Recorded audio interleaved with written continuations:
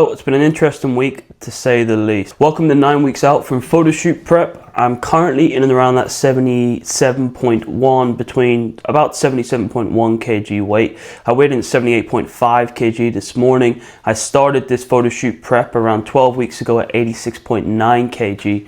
And I'm basically 9 weeks out from a photo shoot where my goal is to get as lean as possible. So I want to get to that kind of 6-7% body fat range. And I'll tell you what, it's starting to get really tough. I'm starting to struggle with energy levels. I'm starting to struggle with performance. And I thought I would share a little bit about that in this video. But first of all, let me tell you a bit about myself. So I'm Tom. I've been an in-person and online coach for over 6 years now, with my goal of taking people, over 250 people so far, from unconfident in the gym and in themselves, losing 1 to 3 stone of body fat and feeling overall much better as a result, and also been able to build and maintain on this progress as time goes on. Straight away, if you need more help on your fat loss phase, then join my free 4-week kickstart. The link is in the description of this video to apply for that, to lose body fat and learn how I coach my clients through the process of fat loss. Start this video going over all the things that aren't going well so far and the issues that I'm starting to face in this prep, okay? So hunger is starting to get higher for sure. My energy levels are starting to drop every single day. My libido is obviously dropping as a result of that, which isn't that big of an issue. I'm actually starting to notice a little bit of thinning of my hair. But that's not too big of an issue. I've actually had that before. Higher stress levels, and it just comes back after. I'm just prone to that. My training performance, it's not necessarily gone down by like a dramatic amount, but the issue I'm facing is I'm starting to get a shoulder pain. I've had this shoulder issue in the past, and obviously it's starting to come back a little bit just due to higher fatigue. And I'm not telling you all this stuff to kind of downplay how amazing a photo shoot prep is, right? I'm just telling you the side effects of what I'm feeling so far. And a lot of this stuff can mitigate a lot of these effects if you give yourself enough time, like I've gave myself enough time while losing the body fat, because I can have plenty of refeeds and stuff along the way. I feel like over these next 9 weeks, before I get into the kind of good aspects of what's been going on so far, I feel like over these next 9 weeks, I'm going to be able to progress a little bit in the gym. I feel like I'm going to actually be able to build a bit of muscle, because I've just changed my workout plans, because I was doing a 12-week block of strength training, and now I'm on to the next 12-week block. I think I'm going to be able to make progress in these next 9 weeks in the gym. I think I'm actually going to be able to build a bit of muscle, because what's going to happen here is, like I said, I'm in that 77.5 range, about 77.1 2 days ago. I'm actually going to be starting to refeed and build up to the photo shoot in the last 3 or 4 weeks. So my goal is basically to get from 77.1 kg where I am now all the way down to 74 kg, in and around that range, and then slowly kind of taper into the photo shoot with higher calories and maybe lower steps. As a result of the way we're going about it and the amount of time we have, I think if I can improve my training execution, I think if I can improve my intensity in the gym, and I think if I can just make sure my sleep and everything, my recovery is better than it has been in the past, I think I'm actually going to make progress, which I'm actually really excited about, because this is by far the hardest situation to be in when it comes to actually being able to build muscle. Obviously in the lean bulk phase, that's when building muscle super, well, it's not necessarily easy, but it's much easier because your calories are higher. I think I'm going to be able to make progress in this phase, and it's just by improving all the factors I mentioned there. I'm going to go over the things that have 100% improved, and things that have dialed me in better than it before I started the photo shoot prep. Training execution's improved because I've been more focused on making sure that my training's as good a quality as possible. 1, to not get injured, and 2, to actually be able to try and make progress in this photo shoot prep. So you have to kind of slow things down and think to yourself, right, am I engaging the right muscle? Am I doing the right things? So this is 100% improved. So my exercise and form execution is improved, I would say, by a good 20 or 30%, because in the lean bulk phase, you have a bit of kind of give, in the sense that you don't have to lift with 100% perfect form all the time. You can get away with a little bit more because there's less risk of injuring yourself when you're feeling full in the gym. You can maybe do a bit more cheat reps. Obviously, you wouldn't be doing that on like compound exercises, but something like bicep curls, you might go a little bit heavier than you probably should go, because you think you can get away with it, and you're all that sort of stuff.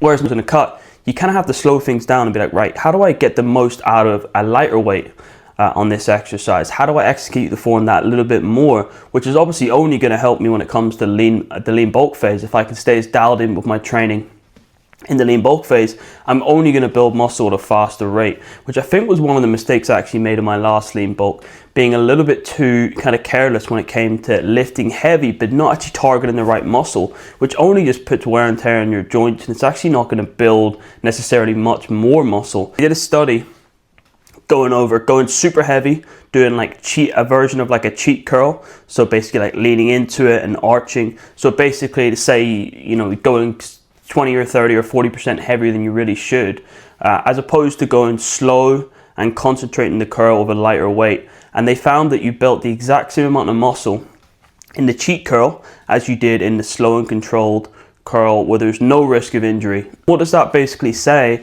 That basically says that if you can slow down the movement and take 10, 20, 30% off the weight, you're going to target the muscle just as much as if you were going super heavy. And obviously that's great for bicep curls, but you're not going to be doing that on like a compound movement or something where the risk is much higher of injuries. It's kind of a really good point to make here. You don't want to be throwing the weights around in kind of any phase of your programming, because that's actually not going to lend itself to building much more muscle anyway. Obviously get stronger, but just don't go too crazy with it. Went over what's not been going well.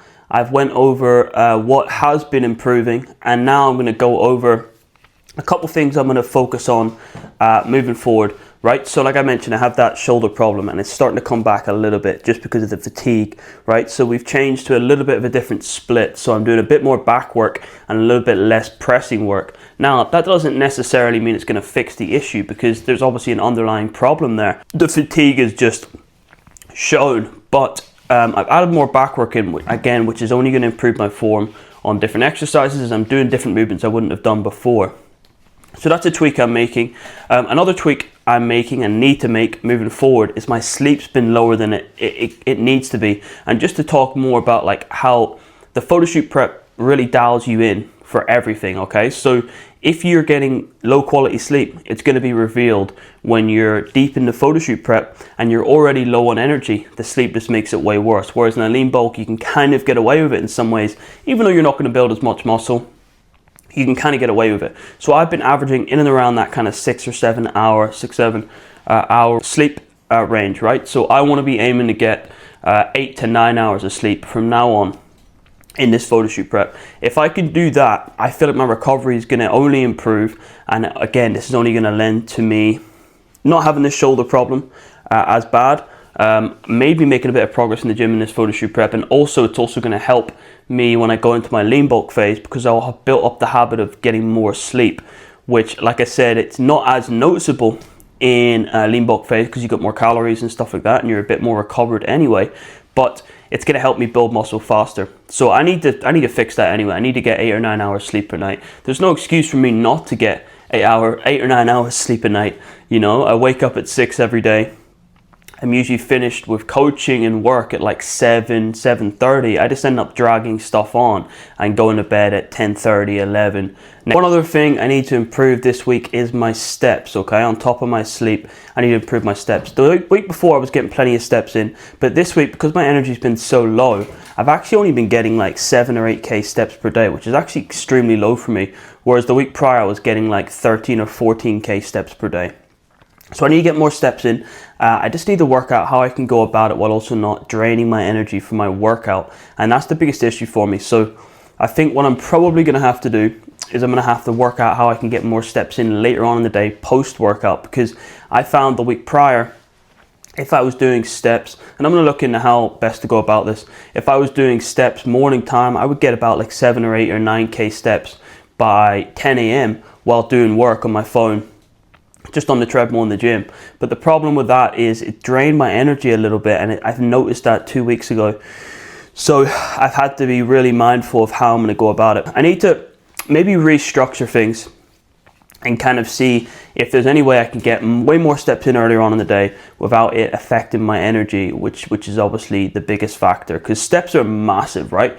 If I'm only getting 7K steps in per day, it's going to be a big difference between 7K and 14K as far as like losing body fat. It might be an extra 250, 300 calories burned per day, which is going to make a big difference. You know, if you're losing an extra ½ pound of body fat or just more every single week, it's only going to speed up this fat loss phase, and it's only going to get me out of this kind of basically shitty position where I'm in like a deep cut for as long as possible. So then I can obviously go into my reverse diet and build up calories again. So I'm gonna have to work through that as well. Just to round off this video, I've noticed, or I've changed my diet by quite a bit. So it's actually a lot better now. It's basically perfectly lined up to where I have the most amount of energy every single day, because it's all factored around foods that are the most filling, right? So I'm eating basically potatoes, oats, chicken breast, curry sauce, veg, loads of fruit. Do honey as well. I've started to add honey in. It's kind of like a pre-workout snack. I'll add that onto my oats pre-workout, and then yeah, that with the fruit. So I basically cut out all foods that are not going to give me the most amount of energy. Not that I was eating a lot of that anyway, but it was just kind of more heavy into the rice and kind of other things, whereas because I'm adding in roast potatoes and stuff now, I'm basically becoming as full as possible throughout. So hopefully you enjoyed this video. It's basically like a recap. Hopefully it wasn't too negative, because there are a lot of really positive things happening in this cut for me. I'm just starting to notice some negative effects, but all this stuff, I mean, as far as like a cut goes for anyone, right? All the kind of negative aspects of the cut, there's loads of positives to take away from it. And I know that there's 3, 4, or 5 things that I'm going to be really happy that I took away from this prep that's going to help me so much in my lean bulk, because I'm going to get down to, let's say, 72 kg, hopefully, right? 72, 72 and a half, maybe 73 kg. I might look the best there. And if I can, in my lean bulk, be as dialed in with my training and dialed in with my nutrition as I have in my cut, that means that when it comes to the lean bulk where I'm increasing calories, I'm not going to get ahead of myself and gain all this body fat. I'm going to stay in that kind of sub 80 kg range the whole of my lean bulk. So 7-8 months, I'll build as much muscle as possible where I'm basically at ab level still. And that's basically where I want to be. So all the mistakes and stuff you make along the way, and all the negatives of the cut, are actually only there to give you kind of extra tools and habits and stuff that you can take into your lean bulk phase and be as locked in with that. And that's only going to cause you to build more muscle faster while keeping body fat as minimum as possible. So hopefully you enjoyed this video. If you want help with your own fat loss journey and losing 2 kg of body fat inside of a 4-week period completely for free, learning how I coach my clients, and basically also learning some fundamentals of training along the way, then click the link in the description for my free fat loss kickstart, where I go into that through and through. And obviously if you want to follow me on Instagram, my name's Tom Wilson PT, and the link's also in the description of the video for that. Have a good day.